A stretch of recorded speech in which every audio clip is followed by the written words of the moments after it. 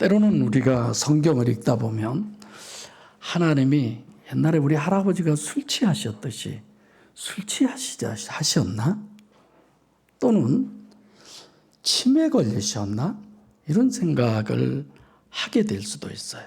우리가 정상적인 이성을 가지고 성경을 보면. 왜 내가 이 얘기를 하느냐? 저희 할아버지가 약주를 드시고 취하시면 방금 전에 했던 얘기를 또 하셔요. 그리고 또 하셔요. 계속 하셔요. 그전에 저희 권사님 한 분이 요양을 가시는데 어느 한 그 할머니인데 그 딸이 늦게 시집을 갔나 봐요. 너가 우리 딸 중매했다? 물어본대요. 그러면 교회 사모님이요.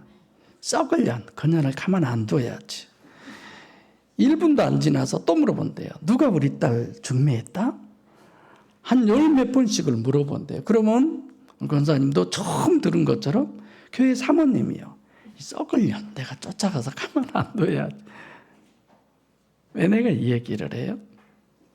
오늘 본문 봐보세요. 지난주에 한 얘기 또 하고 있어요. 그 앞선에 했던 얘기 또 하고 있어요. 계속 아니 왜 한 말을 또 하고 또 하고 우리가 못 알아들을까 봐? 아니죠. 중요하니까 엄청 강조를 하신 거죠. 술 취하신 하나님 아니에요. 치매 걸리신 하나님 아니에요. 이렇게까지 우리에게 강조해야만 할 하나님은 분명한 목적이 있으셔서 우리에게 이렇게 하신 거죠. 지난번에도 말씀드렸지만 요한복음 14장 16절과 17절의 이 정립은 가장 성경적이고 유일신 신앙에 있어서의 절대고 이게 전부예요. 그래서 성경 한 권이 이 두 구조를 위해서 존재한다. 제가 이렇게도 말씀드렸잖아요. 그래서 구약에서부터 시작해서 예수님의 공생의 사역, 이것도 16절과 17절을 위한 사역이고 계시예요. 이후에도 마찬가지예요. 그것이 오늘 우리에게도 앞으로도 계속 그 얘기뿐입니다, 사실. 그래서 오늘 본문은 어떤 거냐? 그 얘기에 대한 재탕이에요. 그만큼 절대이기 때문에. 하나님이 마치 이 앞선에 한 번도 이런 얘기를 안 한 것처럼 오늘 또 하고 계시는 거죠. 그래서 내가 아버지께 구하겠으니 그가 또 다른 보혜사를 너희에게 주사 영원히 너희와 함께 계시겠다. 그리고 어떻게 해요? 너희 속에 보혜사 성령으로 계신다. 이게 간단한 표현인 것 같고 간단한 얘기인 것 같지만 신학적으로 얼마나 이것을 정확하게 정립했느냐에 따라서 우리들의 신앙생활 전체가 완전히 달라지고 성경 해석 또한 완전히 달라지는 거죠. 이런 해석이 바로 되지 못하니까 뭐 사이비 종교니 이단이니 뭐 이교도니 같은 성경을 보면서도 그렇게 중요한 거죠. 자, 그러면 어떻게 하면 보혜사 성령이 우리 안에 실제로 임마누엘 하실까? 임마누엘이라고 하는 건 우리 안에 임하심을 얘기하잖아요. 진짜 성령이라고 하는 하나님의 신 그리스도의 영이 우리 안에 임재하는 들어오는 거잖아요. 마치 우리가 호흡을 하면 산소가 우리 속에 들어오는 것처럼 지정의를 갖춘 인격적인 그 신이 우리 안에 들어온다는 것입니다. 그래서 17절에 세상과 너희를 비교해서 명확하게 그 방법을 우리에게 제시해 주고 있어요. 17절에는 저는 진리의 영이라 세상은 능히 저를 받지 못한다. 세상은 그 보혜사 성령을 받을 뭐가 없어요? 능력이 없다고 얘기합니다. 근데 그것과 비교해서 너희는 어떠냐라고 하는 거예요.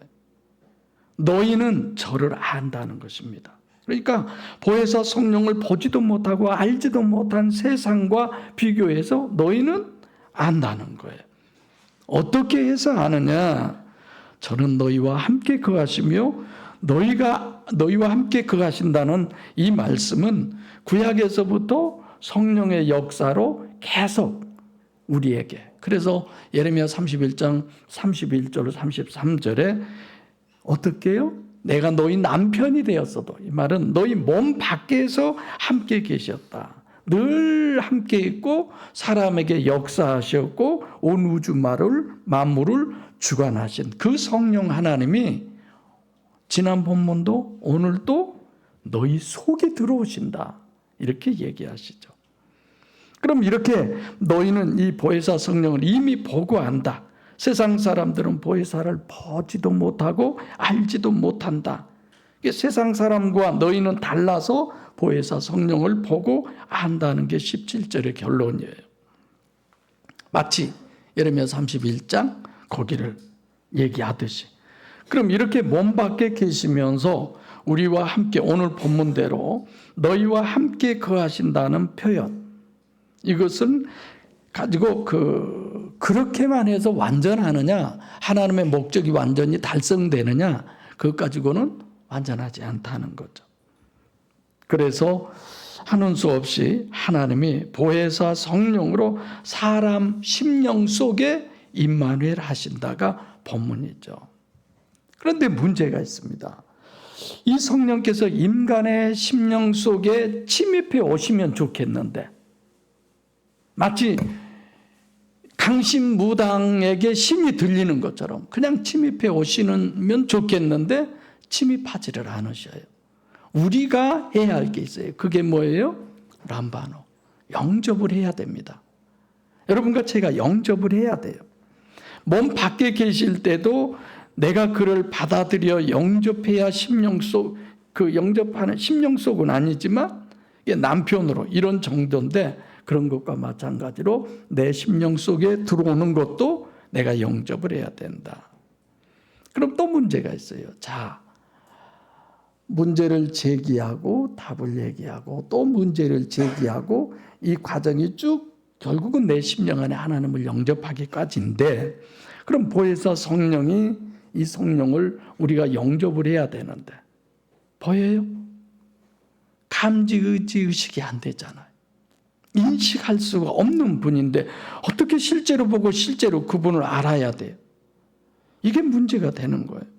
그러니까 실제로 알고 실제로 보고 실제로 영접하는 길을 다시 오늘 본문 18, 19, 20절에 걸쳐서 주님 우리에게 설명을 해 주십니다.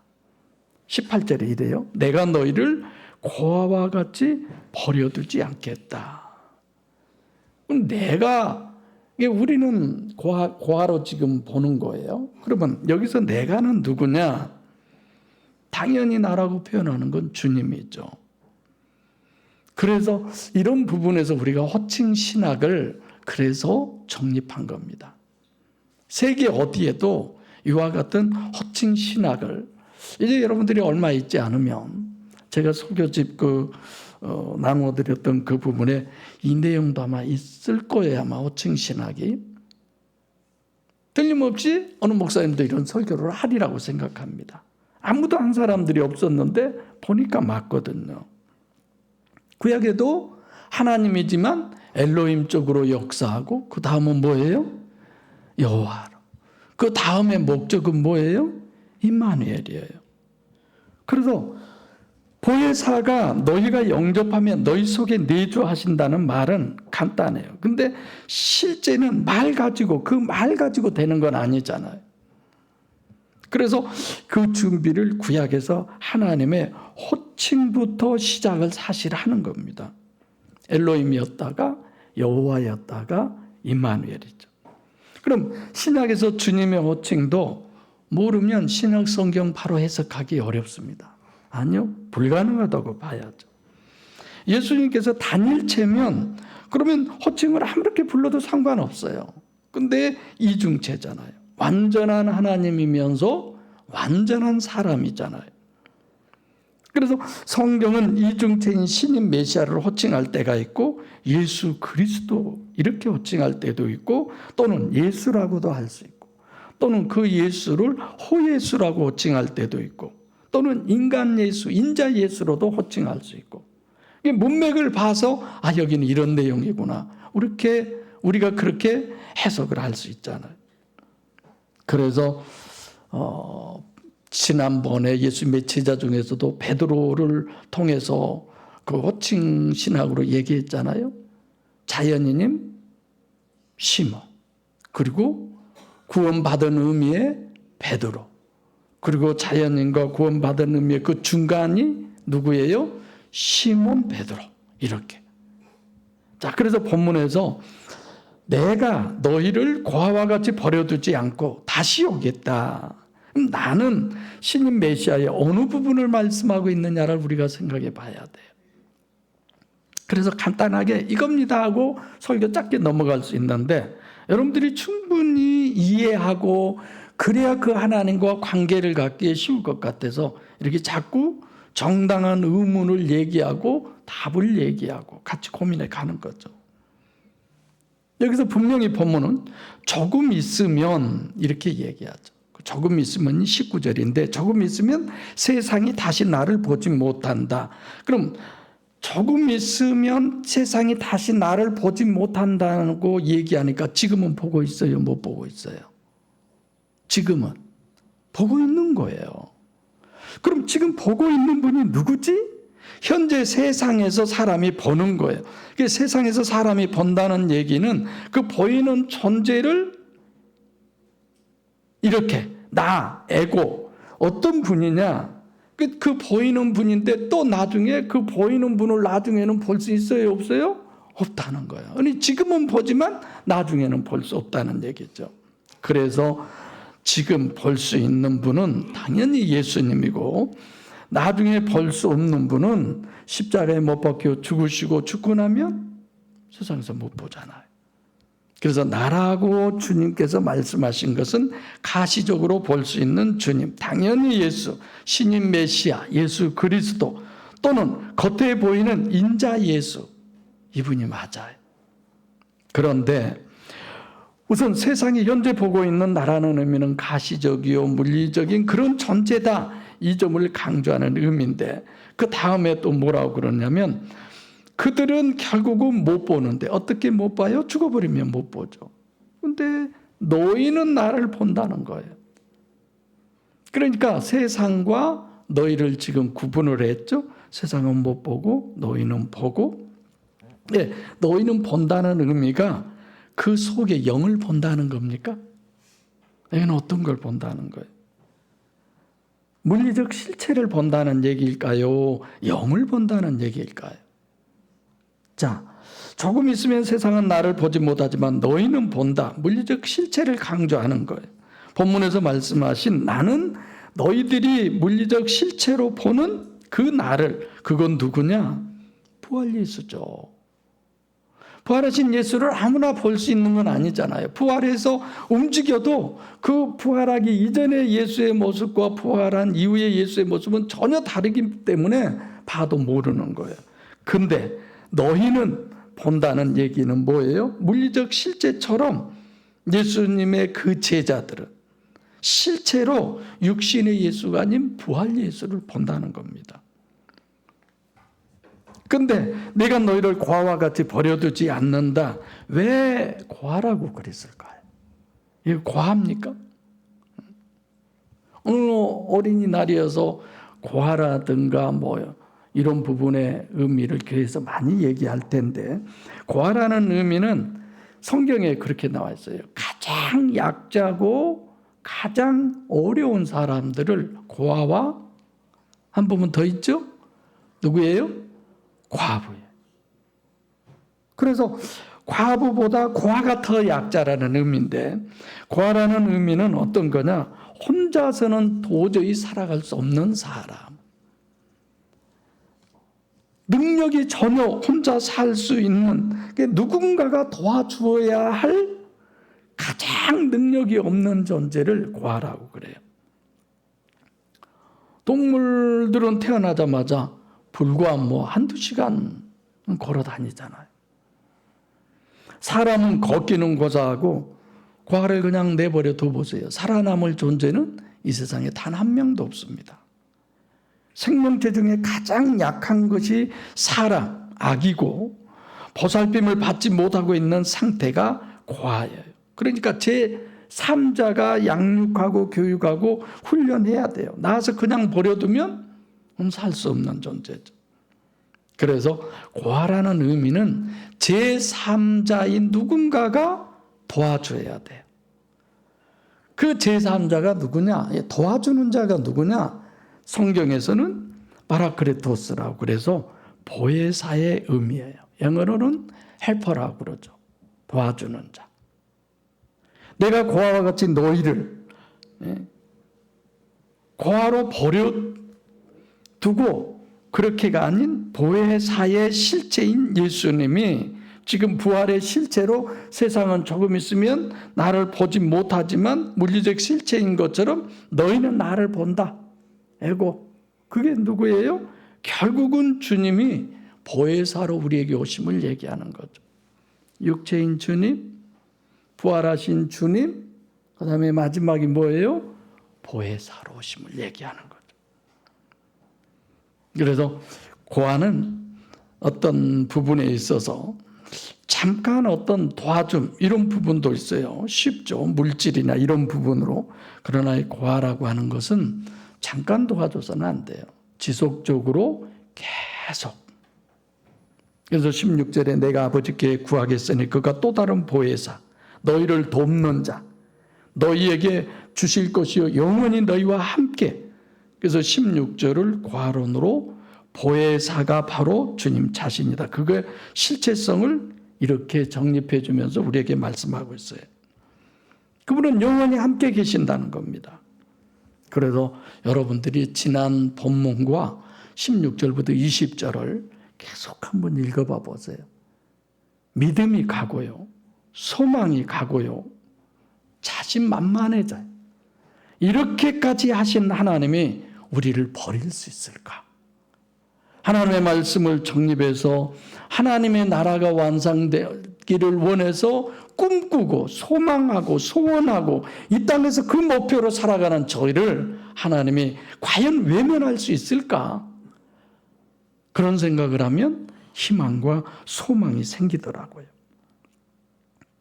그래서 고아는 그대로 놔둬서는 절대로 안 되기 때문에 임마누엘의 절대성, 그걸 고아론으로 우리에게 정립해 주고 있습니다. 즉 하나님이래요.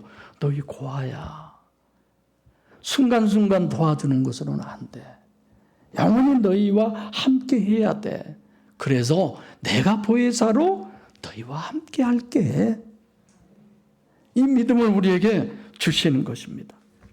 그래서 여기서 보면 그러면 나는 어떻게 시작해야 되느냐면 육신의 공생에 계실 때 세상이 지금까지 본 예수인데 보이는 예수가 제자들만 볼 수 있는 이제 부활 예수로 방금 전에 했던 그리고 부활 예수로만이 아니라 영원히 함께 우리 안에 임마누엘 할 보혜사로 고아론을 우리에게 설명해 주는 거죠. 믿음이 좀 더 가죠?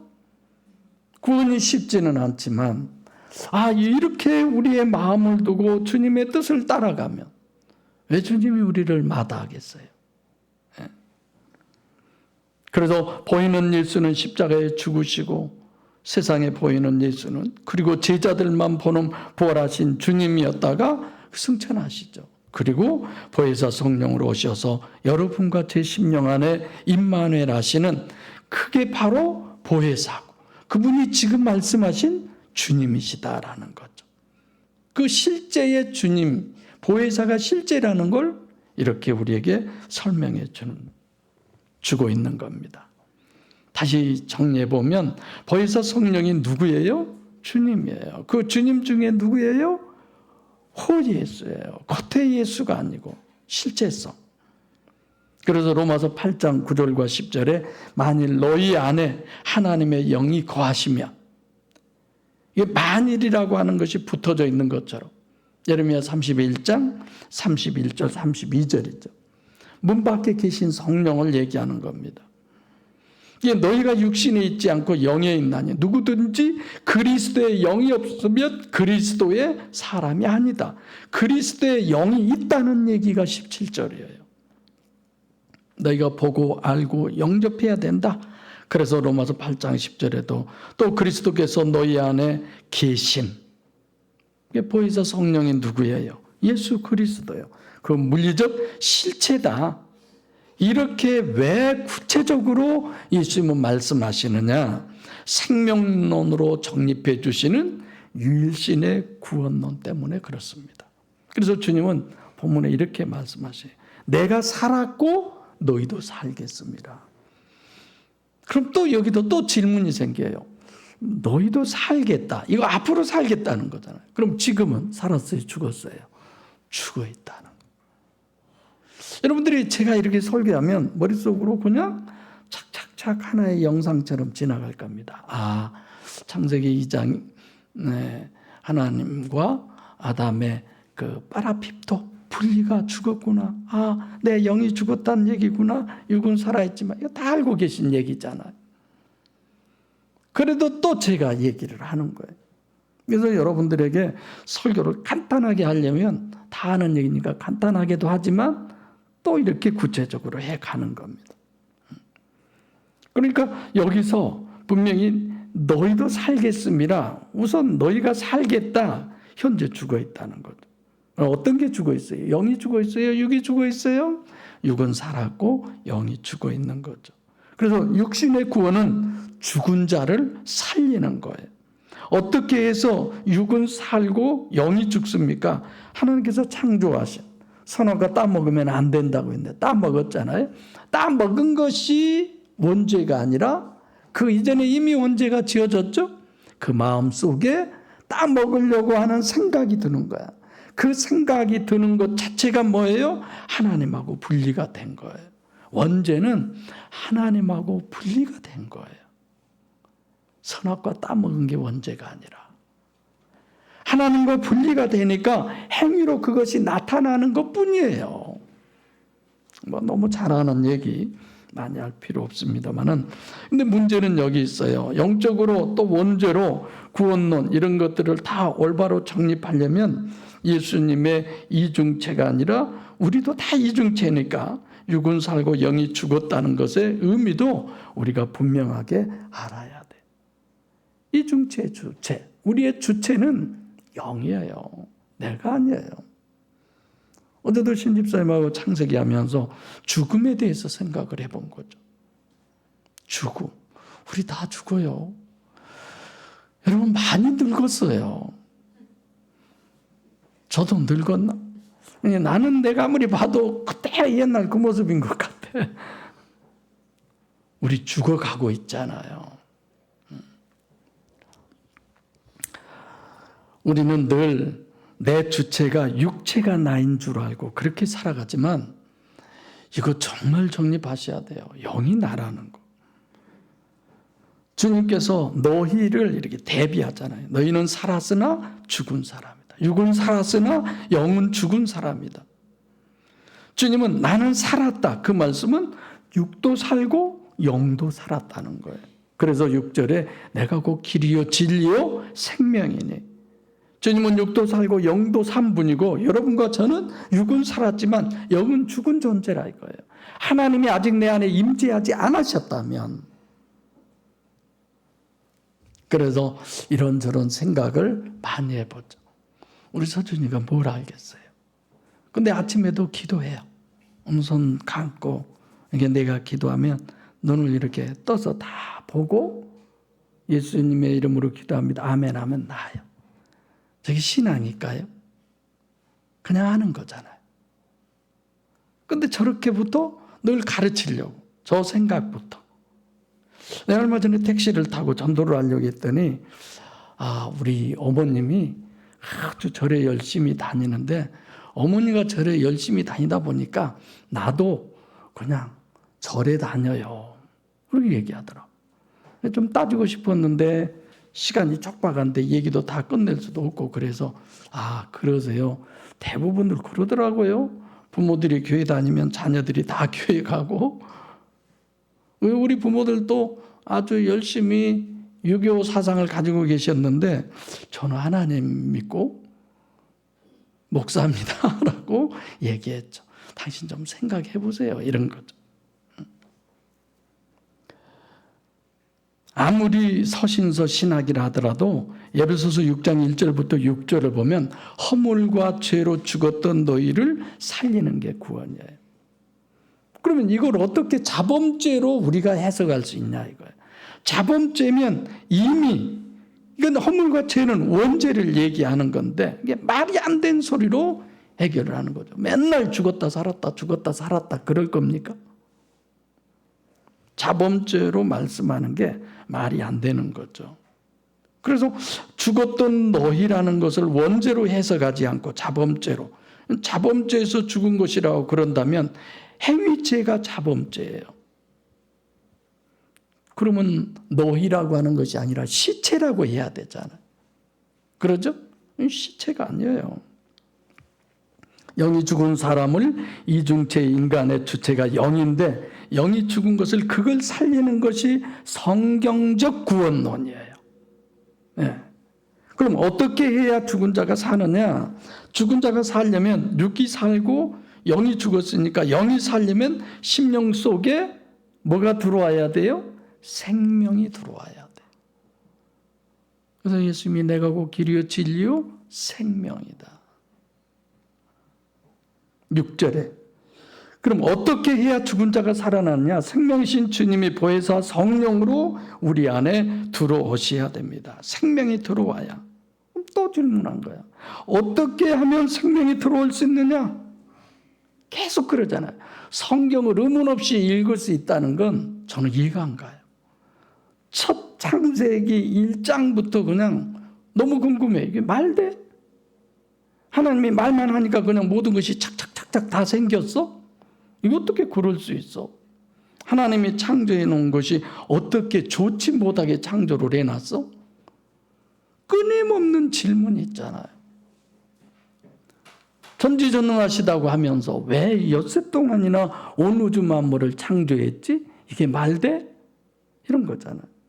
마찬가지예요. 어떻게 하면 생명이 들어올 수 있느냐? 17절로 돌아가면 세상은 능히 저를 받지 못하나 이는 저를 보지도 못하고 알지도 못하며 그러나 너희는 저를 아나니 너희와 함께 거하시고 너희 속에 계시겠습니다. 이렇게 얘기했잖아요. 옆에 계신다고 하는 게 아니라 내 안에. 그럼 우리가 어떻게 해야 돼요? 그걸 보고 알아야 되잖아요. 그걸 17절로 끝내시지 못하고 20절까지 다시 오늘 본문으로 재탕을 하시는 거예요. 생각해 봅시다. 어떻게 보혜사 성령, 전혀 눈으로 볼 수 없는 불가시적인 존재인 초월적인 영을 실제로 보고 알 수 있느냐 이거죠. 그래서 본문은 그 문제를 정립해 주고 있는데 세상은 조금 있으면 나를 보지 못한다. 지금은 보고 있잖아요. 이제 세상은 주님을 어디까지만 보냐? 가시적인 부분만 보는 거예요. 가시적인 주님이 십자가에 못 박혀 죽고 그러고 나니까 그 뒤로는 볼 수 없는 거예요. 세상이 보는 것은 겉만 보는 거죠. 그래서 얻은 거예요. 예수님이 오셔서 오병이의 표적이라든가 죽은 지 나흘 된 나사로를 살린 거라든가 뭐 고기를 그물을 던지게 해서 고기를 뭐 이리 헤아릴 수 없을 만큼 그 이은혜는 그들은 보지 못하죠. 근데 너희는 본다. 너희는 또 어떤 사람이냐? 구원받은 사람이 아니에요. 너희는 살겠음이라는 얘기는 여전히 세상 사람과 지금 현재 똑같다는 거예요. 영적으로 죽어 있다는 거예요. 그래서 성령으로 거듭나가지고 요한복음 3장 3절 말씀처럼 성령의 역사로 초월적인 보혜사 성령이 실제로 보고 안다. 그런 얘기가 아닌 영이 죽은 상태에서 실제로 보고 안다는 얘기를 하거든요. 영이 죽었는데 어떻게 보고 알 수 있지? 자, 제자라고 하는 것은 성경에 물리적이요 가시적이요 실제라는 표현이에요. 부활해 오셔가지고 영은 살과 뼈가 없지만 나는 뼈와 살이 있다. 그 말은 다 가시적으로 볼 수 있는 거예요. 실제라는 얘기예요. 근데 지금 말씀하시는 것은 부활을 얘기하는 것이 아니에요. 다시 오는 것은 누구예요? 내가 너희를 고아와 같이 버려두지 아니하고 다시 오시겠다는 거예요. 보혜사 성령을 얘기하는 겁니다. 근데 어떻게 한 인간이 보혜사가 될 수 있어요? 어떻게 사람이 보혜사가 될 수 있어요? 성경을 모르니까 그러는 거예요. 사람이 보혜사라고. 아니 사람이 하나님이라고. 실제로는 사도행전 2장 1절부터 4절에 성령 강림을 얘기합니다. 영적 존재가 어떻게 물리적인 것처럼 세상 사람들이 육신으로 계실 때 본 것처럼 부활해서 너희들 물리적으로 실제를 본 것처럼 그렇게 너희들이 본다는 거예요. 그게 어떻게 가능하냐 이거죠. 여기서 본다라는 단어도 대로 레오라고 하는 단어인데, 이 본다는 것도 가시적으로 이렇게 육적으로 여러분들이 지금 나를 보듯이 이런 건 블레포라는 단어를 써요. 헬라어에. 겉에 보이는 거예요. 근데 또 본다는 단어 하나가 더 있어요. 호라우라고 하는 단어인데 이거는 마음으로 보는 걸 호라우라고 그래요. 블레포는 육의 눈으로, 호라우는 마음의 눈으로. 근데 오늘 본문은 데오레오라고 하는 단어, 이건 유심히 관찰하다 이런 건데 이거는 어떤 눈으로 보느냐? 이성의 눈으로 보는 거예요. 성령이 내 안에 오시지 않았어도 성경을 통해서 구약, 신약 이런 모든 것들을 통해서 하나님이 진짜 살아 계시는구나. 여기 42장 5절에 욥이 고백하잖아요. 내가 지금까지 귀로만 들었었더니 이제는 주님을 눈으로 배웠나이다. 진짜 하나님이 눈에 보였을까요? 그 눈으로 보는 것을 우리에게 얘기하는 거예요. 구약부터 신약, 주님의 공생의 그 전체를 이성적인 이성의 눈으로 보면 틀림없이 보혜사가 실제로 보인다는 얘기입니다. 우리는 그 믿음을 가지고 있잖아요. 그 보이는 걸 확실하게 하기 위해서 이렇게 구체적으로 설교를 하고 성경을 얘기하는 거죠. 예를 들면 부활하신 예수님을 봤어요.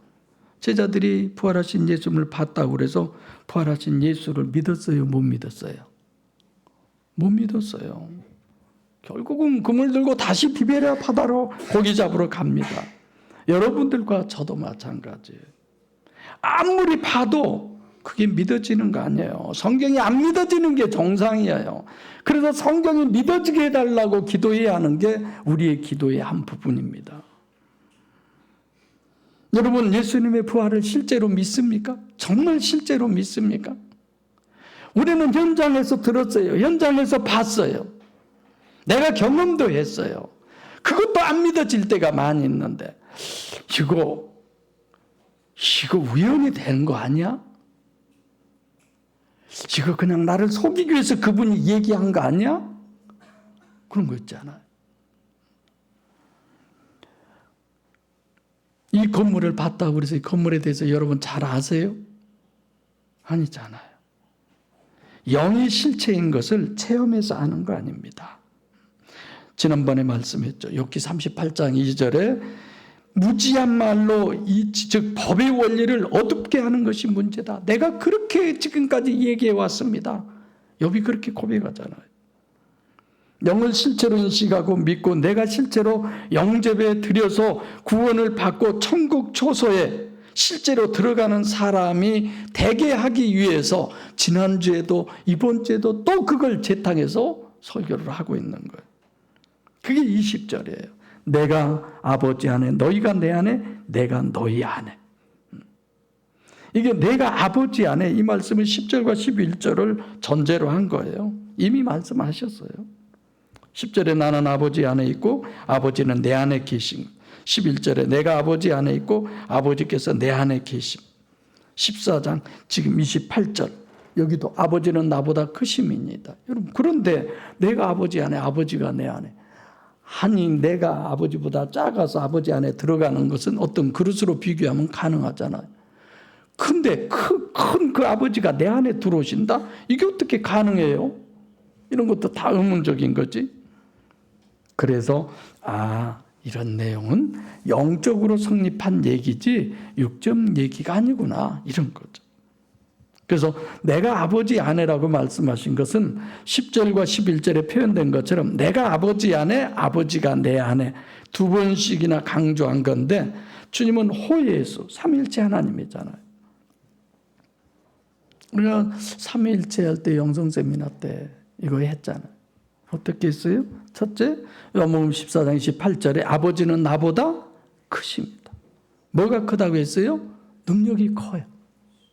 그 다음에는 마태복음 26장 39절에 내 원대로 마옵시고 아버지 원대로 되기를. 이거는 뭐가 달라요? 인격이 달라요. 능력이 달라요. 인격이 달라요.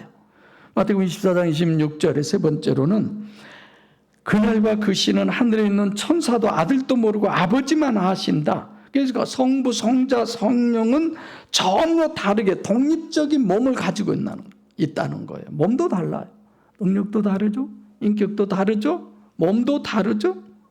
그럼에도 불구하고 요한복음 10장 30절에 나와 아버지는 하나이니라. 능력도 인격도 몸도 전혀 다른 세 분의 인격체가 하나로 존재한다는 것은 이건 어떻게 해서 그것이 가능하느냐? 화목밖에 없어요. 다른 방법이 없어요. 화목. 성부, 성자, 성령은 능력도 인격도 몸도 달라요. 그런데도 단 하나로 존재하시는 거야. 이건 정말 완전한 화목이죠.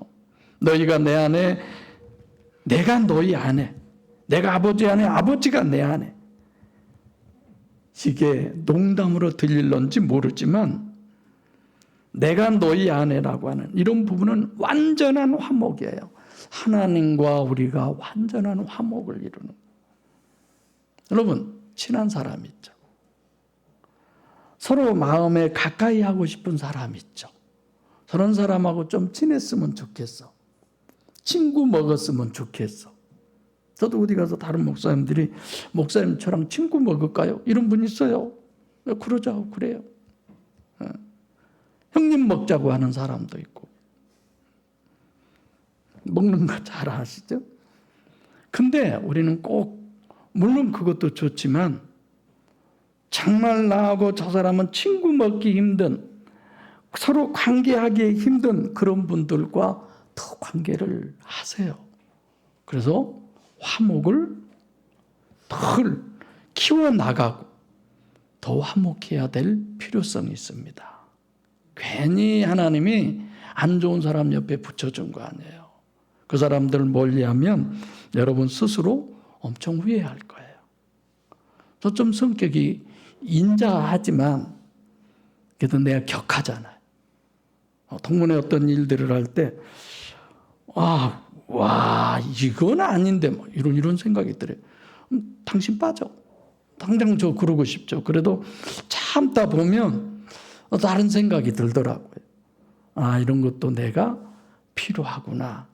그렇지 이래봬도 내가 목사지를 40년을 해먹었는데 관록이 있지 이런 생각도 들고 난 진짜 어떻게 해요 막 이럴 수도 있어요.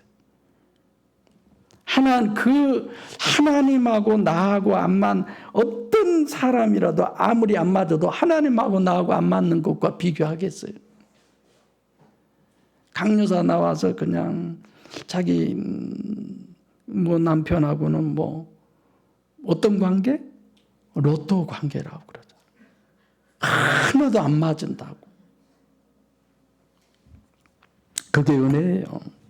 천국 처소에 입주할 수 있는 보혜사 성령으로 거듭나는 것은 이와 같이 그분을 보고 실제로 알고 그래서 완전한 하나로 내가 화목을 하려면 그분을 어떻게 해야 돼요? 영접해야 돼요. 람바노. 요즘 세상은 남자들이 맞고 산대요. 진짜 TV에 나와서 상담을 하더라니까. 속으로 에이 자식 너 죽어. 이 세상에 살 가치가 없어. 속으로 그랬지만 그런 거 아니잖아요. 이제는 어디 가서 말도 함부로 못하겠어. 여러분 화목에 정말 중점을 두고 살아가야 돼요. 정말 많은 그런 생각을 하죠. 자기는 하나도 변하지 않고 그냥 내게다 맞춰.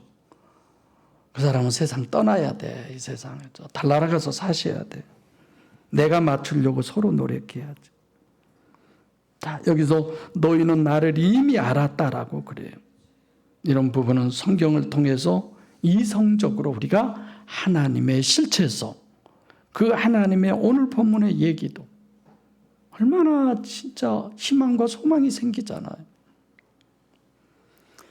그러면 알고 믿고 그분을 실제로 영접할 수 있게 되는 거죠. 그래서 먼저 성경을 통해서 이성의 눈으로 영이 실체의 힘을 실제로 이해하고 알고 믿으면 보혜사 성령으로 거듭나는 겁니다. 할렐루야. 네. 그래서 보혜사 성령으로 거듭나면 성경이 이성의 눈으로 이제 보이기 시작하고 이렇게 질문이 생기고 그에 대한 답변이 생기고 그에 대해서 하나님의 그 깊은 마음이 너무 감사하고 이해가 되고 이런 거죠. 영이 실체가 아니면 성경은 전부 허구예요. 찢어 없애야 돼요, 이런 건. 그래서 요한복음 4장 24절에도 하나님은 누구시니? 영이시니라고. 영이시잖아요. 영이 실체임을 모르고 믿지 못하는 그 사람들은 다 허구예요. 그분이 실체이기 때문에 보혜사 성령으로 거듭난 사람은 히브리서 11장 38절처럼 세상이 감당할 수 없는 사람입니다. 사랑하는 목양교회 성도 여러분, 정말 영이 실체라는 것이 믿어집니까? 내 정체가 이 육체가 아니라 내 영이 나라는 것이 정말 믿어집니까? 그래서 그 믿음 안에서 신앙생활 하고 계십니까? 실제로만 믿어지면 마태복음 17장 20절 말씀처럼 겨자씨만 하더라도 산을 들어 옮길 수 있다고 했어요.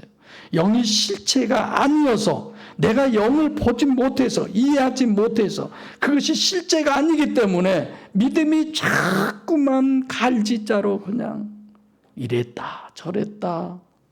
어떤 때는 그냥 저런 사람이 천국 못 가면 누가 가? 어떤 때는 저런 사람이 어떻게 천국을 가? 저런 사람이 천국 가면 난 안 갈 거야. 이런 신앙이 되잖아. 영은 실체입니다. 그래서 본문이 예수님으로 증거해 주고 있는 임마누엘의 실제를 말하죠. 그래서 실제적 믿음으로 하나님의 자녀가 되셔서 이 땅에서도 세상을 승리하시고 천국에서도 천국의 소유주로 영원한 영광을 누리는 여러분과 제가 되기를 소원합니다. 기도하겠습니다.